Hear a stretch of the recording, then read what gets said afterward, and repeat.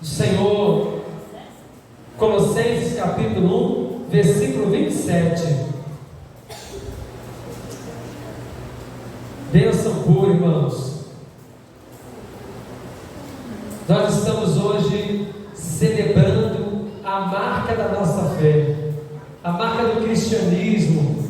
E nós cremos, irmãos, que o Senhor vai falar nos nossos corações, amém? Já tem falado durante o culto, mas essa palavra eu quero profetizar que vai ser um divisor de águas para a nossa história, em o nome de Jesus.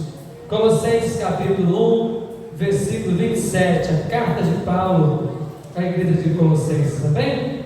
Todos acharam? Mesmo assentados, vamos ler a palavra do Senhor. Está aqui também. Aos quais Deus quis fazer conhecer quais as riquezas da glória deste mistério entre os gentios, que é Cristo em vós, esperança da glória. Amém? Glória a Deus. Irmãos, Cristo é a nossa esperança. Amém? Você pode falar para o seu irmão: Cristo é a sua esperança. Aleluia. E nós glorificamos a Deus porque Paulo, irmãos, escrevendo à igreja de Colossenses, ele vai dizer que aquilo que o Senhor, o Cristo, manifestou, que primeiramente sabemos que foi para judeus, Deus está levantando o apóstolo Paulo para proclamar Cristo a esperança para os gentios. E gentios somos nós, né? Os outros povos que não fazem parte de Jerusalém, de Israel, mas tivemos o privilégio de conhecer o Cristo, a nossa esperança. Amém? Você pode falar para o seu irmão assim, ó: se você está aqui, porque alguém um dia plantou esperança dentro de você. Aleluia!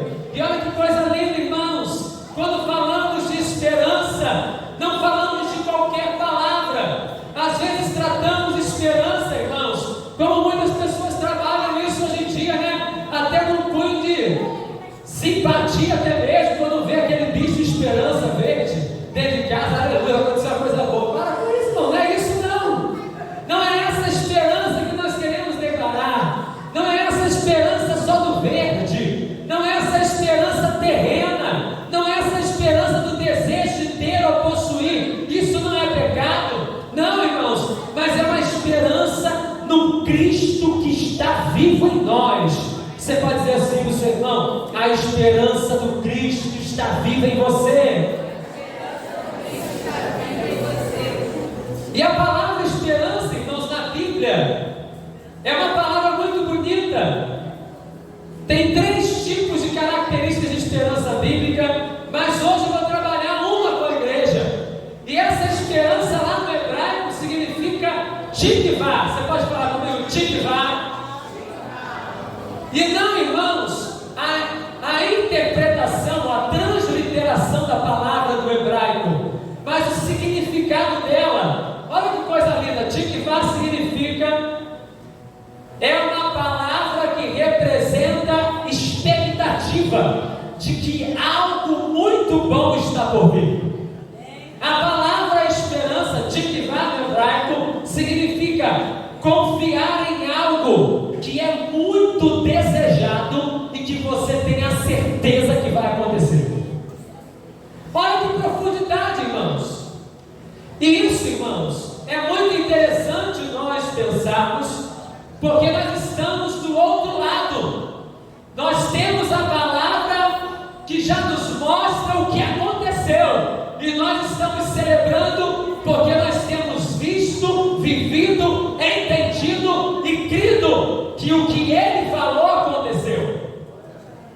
Mas quem estava antes da cruz, antes do Cristo, eles precisavam ter essa esperança que na Bíblia chama-se de tikvah. Eles precisavam acreditar com muita fé e esperança de que alguma coisa boa estava por vir. Mas Israel vivia, irmãos, muitas lutas, muitas dificuldades, muito problema, né? Muitas guerras, muitos inimigos. É Babilônia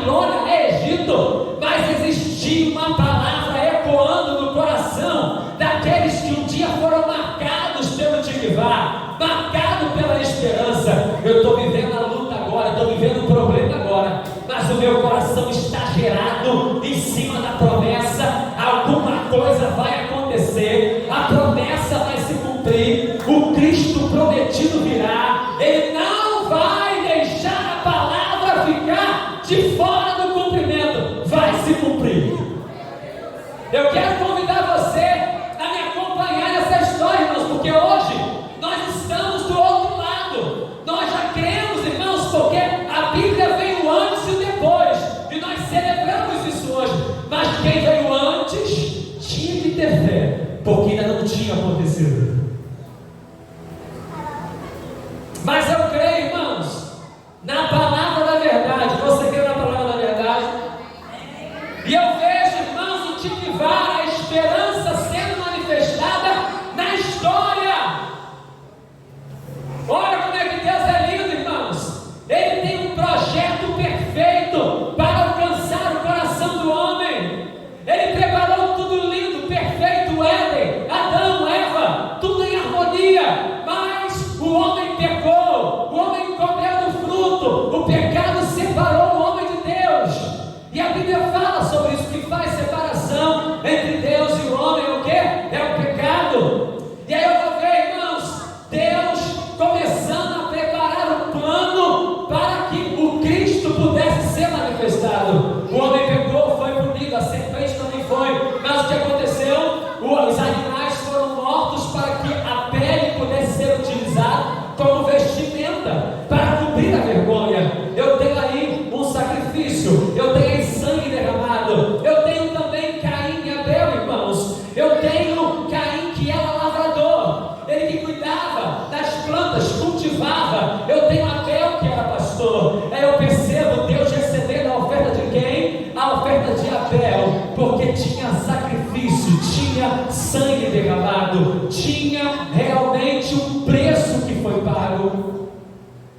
Olha Deus marcando na palavra a esperança, Deus marcando na palavra a promessa que um dia irá se cumprir. Eu vejo, irmãos, a promessa do Senhor, o Tinivar de Deus no Egito, a 10ª praga do Egito. Nós percebemos que era o quê? A morte dos primogênitos. Mas a Páscoa manifestada, a passagem, passou por cima. Sabe por quê? Porque aqueles que imolavam o cordeiro e colocavam a marca do sangue nos umbrais da casa, não experimentaram a morte, meu querido. Não experimentaram a morte. Olha o sangue marcando aquilo que era decreto de morte, gerando em vida. Então a história começa a apontar, mesmo que no pecado, mesmo que separação de Deus e o homem através do pecado, Deus começa a costurar na história um plano para que pudesse salvar a humanidade. Eu convido você a convidar o seu irmão. Você já pode adorar a Deus por isso nessa noite. Você pode se exaltar ao Senhor nessa noite, porque a história vai marcar o propósito de Deus para trazer esperança à humanidade. Irmãos, nós estamos aqui hoje, mas a história vai trazer toda uma trajetória do Deus que te ama, do Deus que preparou, do Deus que fez todo o enredo, toda uma estratégia para resgatar o meu e o teu coração.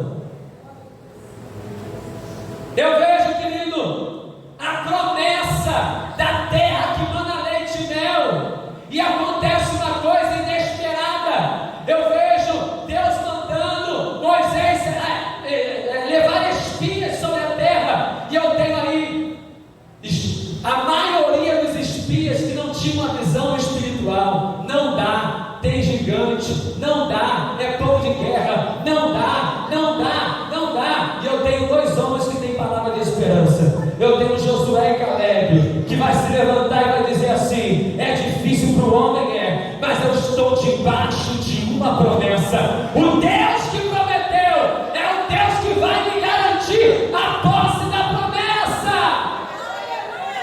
E os homens percebem, e eles vão parar na casa de quem? De alguém inapropriado, uma prostituta. A Raabe, ela vai proteger os espias, ela vai guardar. E quando eles vão embora, fugindo por detrás do muro, há um cordel que é lançado chapéu de cor vermelha, aqui é o tikvá, é a marca da esperança. A morte não vai passar na casa, o decreto de morte se converte em vida, porque quem tem promessa não morre, mas vive na esperança daquele que prometeu. Profetiza para o teu irmão aí, você tem promessa, você tem promessa, diga para ele, você tem promessa, então não vai morrer, a esperança está sendo soprada sobre a tua vida hoje aqui. Oh, aleluia!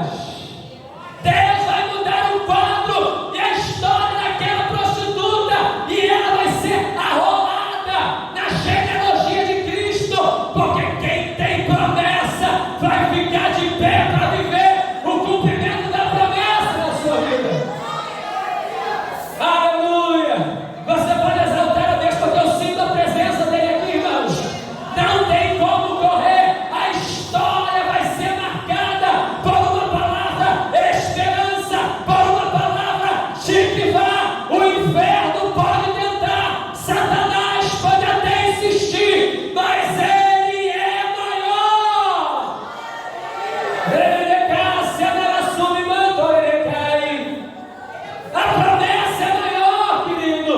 A promessa é maior. Vem do Egito, vem Babilônia, vem filisteus, vem saduceus, vem profetas, vem juízes, mas a promessa está de pé. Israel pode até pensar que Deus tinha esquecido, mas quando eles pensaram que havia se esquecido, eis que a coluna de fogo guiava o povo durante a noite, eis que a nuvem guiava de dia, porque fiel é aquele que prometeu.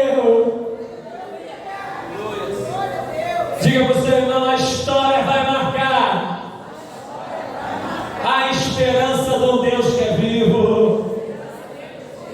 Você pode glorificar a Deus por isso. A profecia também vai marcar a história do Deus que é vivo.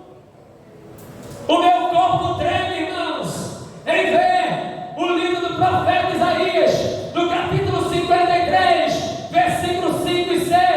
Mas ele foi transpassado pelas nossas transgressões e moído pela nossa iniquidade. O castigo que nos traz a paz estava sobre ele, e por suas pisaduras fomos sarados.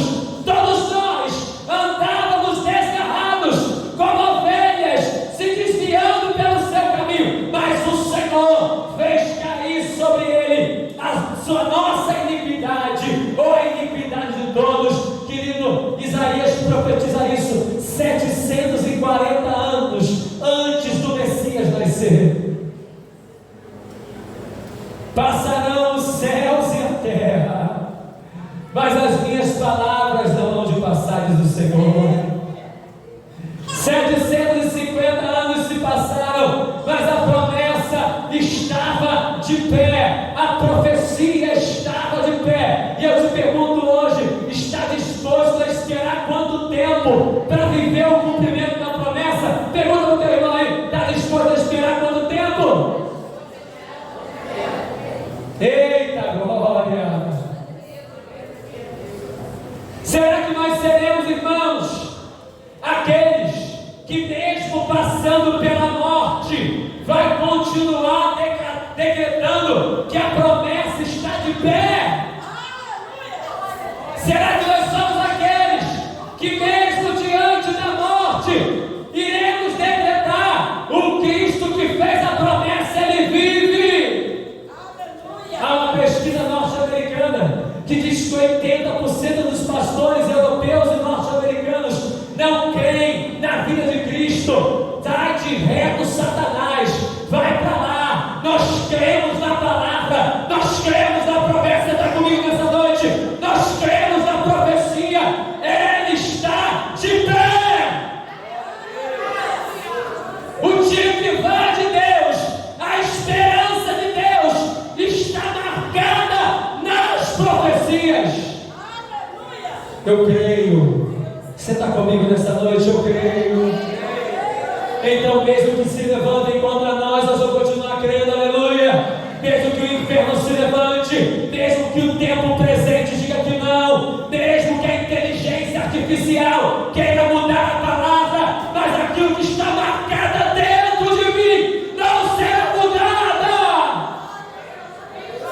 se está dentro de você, se a profecia está gerada dentro de você, nenhuma coisa externa vai poder apagar o que Ele construiu dentro de ti.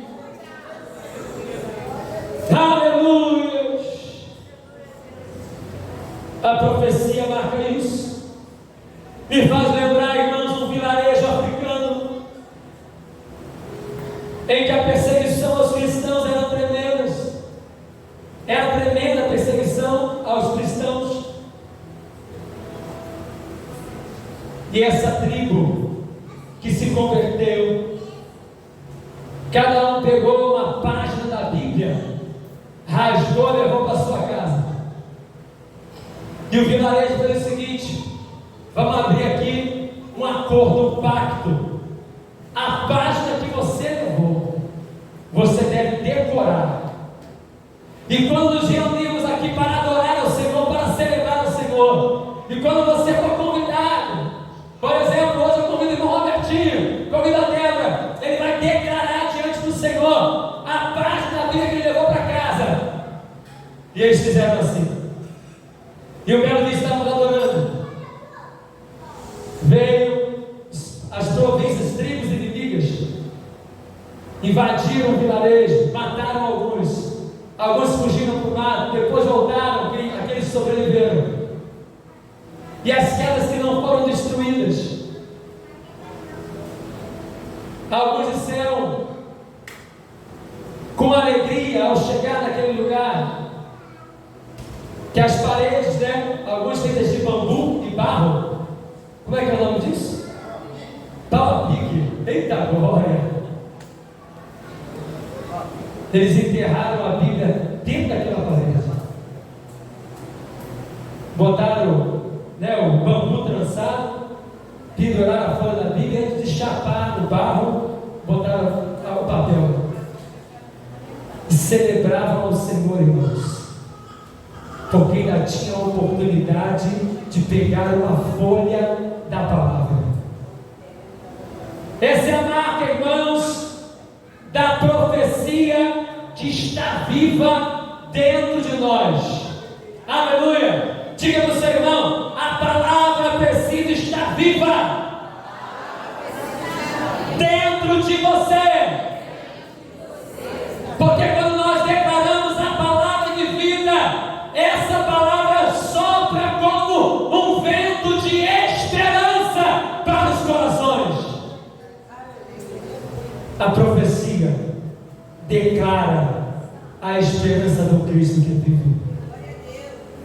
A cruz também declara a esperança do Cristo em nós. E o interessante, irmãos, que o Senhor vai mudar a ótica da cruz, segundo a tradição histórica dos povos antigos, principalmente o Império Romano. A cruz não era símbolo de coisa boa, mas quando Cristo sobe no madeiro, a ótica da cruz é mudada. Quando Cristo entra na minha vida, a ótica da minha existência é mudada. Quando Cristo entra no hospital, a ótica daquele ambiente é mudada. Você vê nisso? Quando Cristo entra na tua casa, a ótica da tua casa é mudada. Você pega isso nessa noite? Quando Cristo entra na tua vida, a tua ótica é mudada. Quando Cristo entra no negócio, tudo é mudado. A gente quer esperar acontecer para tomar atitude primeiro. Não, Senhor! Se acontecer, eu me entrego a fazer. Deus está mandando você fazer o seguinte: inverte o quadro. Se entrega, decida, muda a ótica, porque as demais coisas Ele vai fazer. Aleluia! Quando a gente orando, irmãos, e o Espírito Santo já liberou a palavra, Ele está dizendo: eu já te mandei. Ele está dizendo: vai. Ele está dizendo: abra a tua boca. Ele está dizendo: toma posição. Ele está dizendo: tome atitude. Aleluia! você está marcado pela ótica da cruz. Declara para o Senhor: você está marcado pela ótica da cruz. A cruz era símbolo de morte, mas em Cristo se tornou um símbolo de vida. João capítulo 11, versículo 25, Jesus declara: eu sou a ressurreição e a vida. Aquele que crê em mim, ainda que esteja morto, viverá. Ele é a ressurreição e a vida. Aleluia. Vamos celebrar junto aqui. Eu vou declarar a cruz, vocês vão dizer vida. Mas diga como profeta, você vai levantar sua mão, você vai declarar isso. Porque a cruz era sinal de morte, irmãos. Mas nós não temos a cruz com Cristo aqui pregado. A cruz está vazia, porque a cruz, ela é sinal de vida. A cruz é. Você entendeu? A cruz é. A cruz é. Você pode aplaudir o nome do Senhor. A cruz é vida. Porque Cristo se entregou na cruz, mas Ele não está mais lá. Vida, vida, vida. Ele está soprando vida. Aquilo que está morto vai ser gerado em vida. Sonhos que estão mortos, famílias que estão mortas, ministérios que estão mortos ressuscitarão para a glória do Senhor. Deus quer te levantar nesses dias para você gerar vida aonde tem morte. Tem lugar que só você vai poder entrar. Tem lugares que estão abertos para você. Tem lugares que o pastor não vai conseguir entrar. Você está entendendo o que eu estou falando contigo? Tem áreas que eu não posso alcançar, porque Deus está levantando você. E sabe o que acontece no nosso aniversário? Ele está tentando de tudo para que exista cheiro de morte. Mas o Espírito Santo hoje, nesse culto de Páscoa, está decretando na tua história. Você recebe isso em nome de Jesus. Aonde tinha cheiro de morte, eu estou soprando vida.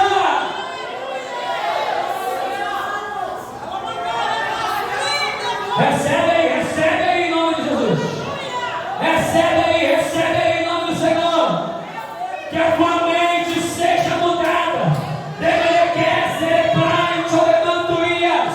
Que os teus olhos parem de olhar para a terra e que você possa olhar para a cruz, que está vazia, que está vazia, que está vazia, porque Ele vive.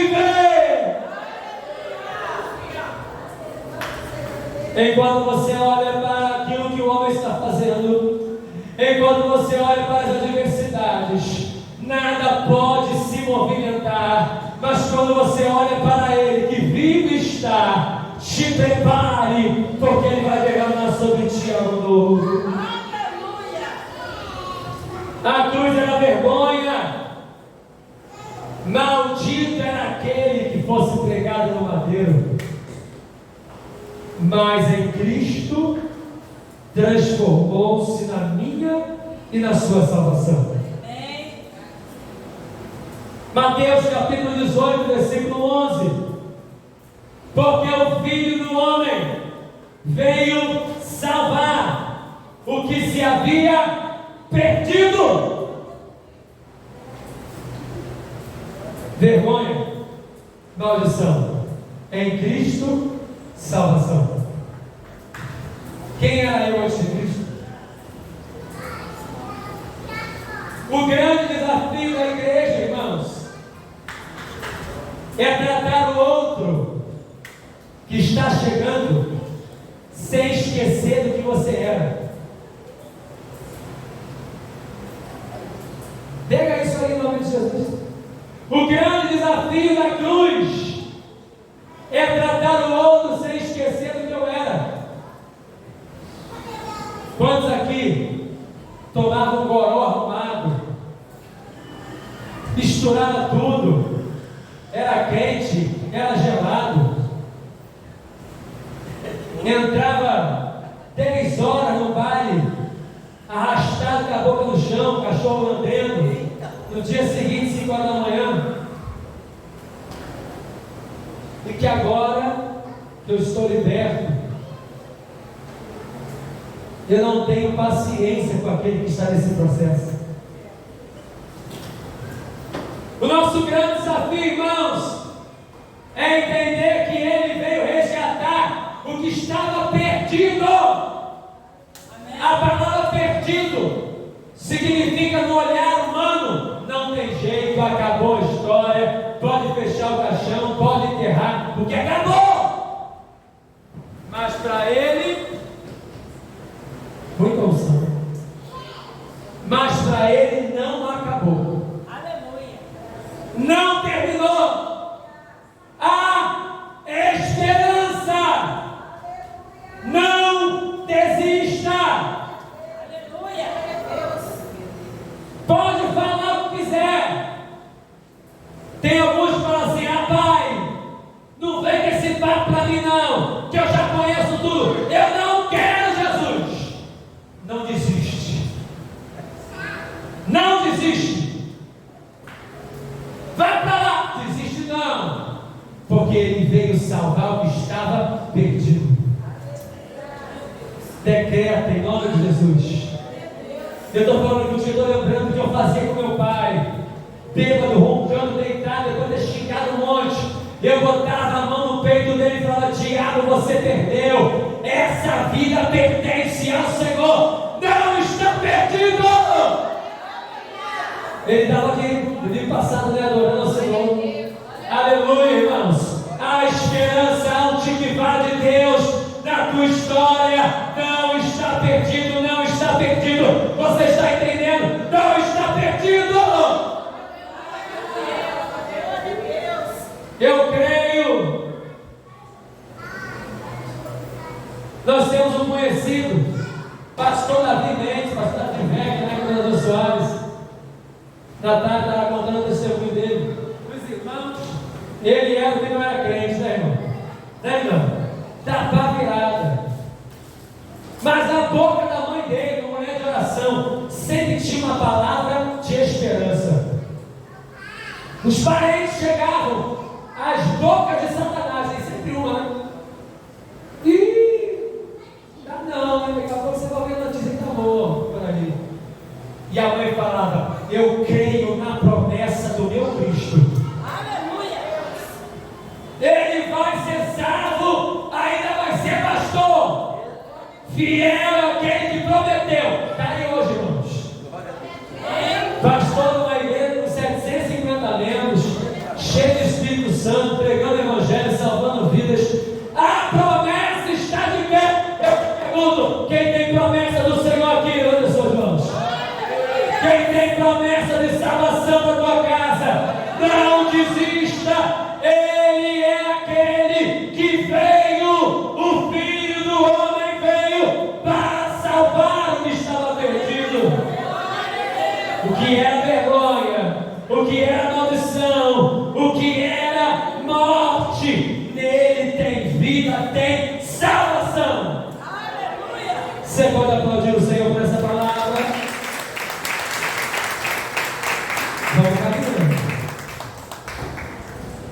O interessante, irmão, é perceber que a cruz estabeleceu de novo o acesso ao Pai, que estava perdido pelo pecado. Religou, religai o elo que estava quebrado, em Cristo foi religado. Não é à toa que a terra estremeceu, sepulcros se abriram, e nem a morte conseguiu segurar o nosso mestre. Conforme Mateus 27:51, o véu do templo se rasgou de alto a baixo. Não foi de baixo para cima, foi de cima para baixo, para que nós pudéssemos entender hoje que foi o próprio Deus que rasgou.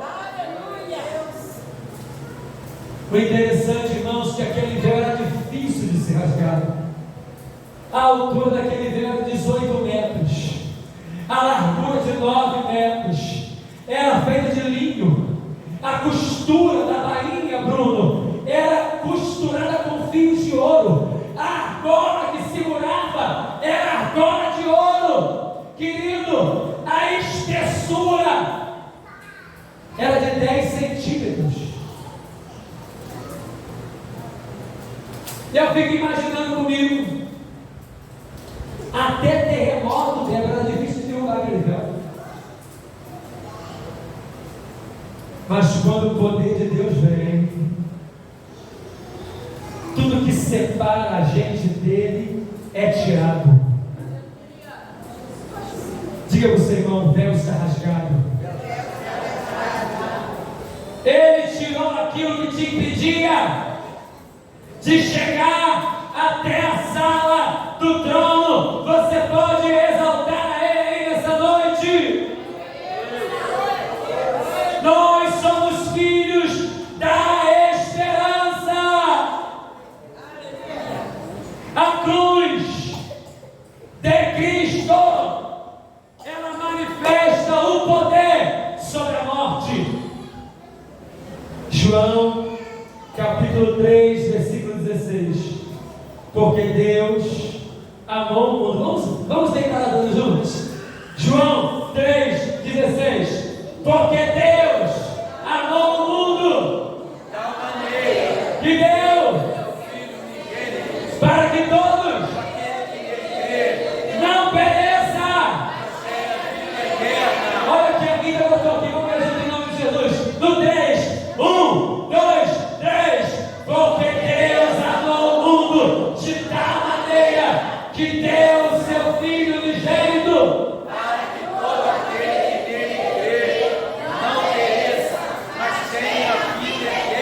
Você pode ficar de pé, aplaudindo a Ele aí em nome de Jesus. Ele se entregou por amor. Deus vivo, Deus. Eu pedi para você ficar de pé, quero chamar que pediu louvor. Deus vivo, Deus. Eis o outro desafio da fé. O Tikvá não para na cruz. Ele continua hoje. Nós não somos a geração de Israel, mas nós somos aqueles que estão saltando de esperança para uma segunda promessa de Cristo. Assim como a terra de Canaã era a terra da promessa que manda leite e mel, que o Senhor preparou, a cruz me traz uma nova promessa de que existe uma Jerusalém celestial preparada para nós. Só vai subir para Jerusalém quem tem essa esperança. Você pode falar assim: não, só vai subir quem tem essa esperança. Glória a Deus, amados, que o Espírito Santo tenha falado ao coração de cada um de vocês através da ministração da sua palavra, que você possa nos ajudar a continuar proclamando as boas novas de salvação através do YouTube. Se você não se inscreveu no canal, se inscreva lá, ative as notificações e compartilhe esse vídeo, que a mão do Senhor nos leve a lugares altos e que possamos juntos proclamar que Jesus Cristo vive e que Ele reina em nossos corações e em nossas vidas. Que Deus te abençoe. Graça e paz.